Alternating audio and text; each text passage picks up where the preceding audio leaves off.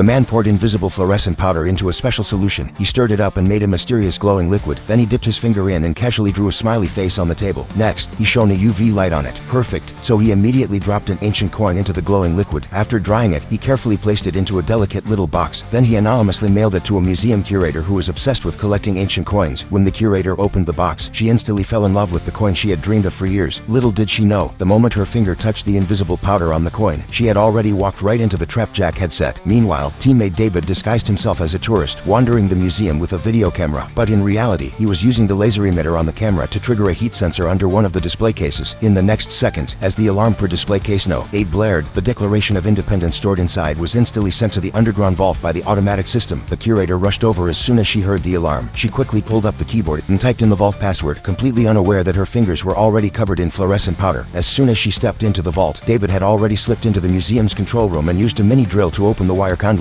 He carefully inserted a transmission cable with a micro camera into the pipe and clipped it onto the museum's surveillance feed. In no time, they had successfully hacked into the museum's monitoring system. David immediately froze all camera footage. At the same time, Jack disguised himself as a maintenance worker and strolled into the museum under the pretense of inspecting the security system. He quickly ducked into the bathroom, stripped off his overalls, revealing a perfectly tailored suit underneath. After fixing his hair, Jack walked out looking like a refined gentleman and stepped into the party. He courteously handed the curator a glass of champagne. While someone stepped in to shake hands with her, he smoothly took the glass from her hand. With a polite smile, he said, "Excuse me, I need to use the restroom." Then he turned and walked away. Out of sight, he dumped the champagne, pulled out a plastic bag, and carefully sealed the glass inside. Back in the restroom, he quickly took out a hidden toolkit containing fingerprint extraction tools. He dripped the agent onto a wad of medical cotton, placed the cotton in a plastic bag and sealed it tight. Just 1 minute later, the fingerprints on the glass became crystal clear. Jack put on a fake fingerprint glove, carefully selected a full print from the glass, and transferred it onto the glove. Then he scanned through fingerprint ID and rode the elevator down to the vault. He took out a UV light and read the fluorescent letters aloud to David. David entered them into a program. Soon, they cracked the correct password sequence for the vault. As Jack entered the code, the vault door opened with a clip. He quickly walked up to the display, lifted the old velvet cloth, and gently pulled out the legendary Declaration of Independence. He rolled it up and stuffed it into a plastic bag. Without drawing attention, he strolled out of the museum and vanished. But what Jack didn't expect was that the curator had been secretly watching him the whole time, because she also wanted to know whether the back of the Declaration really hid a treasure map.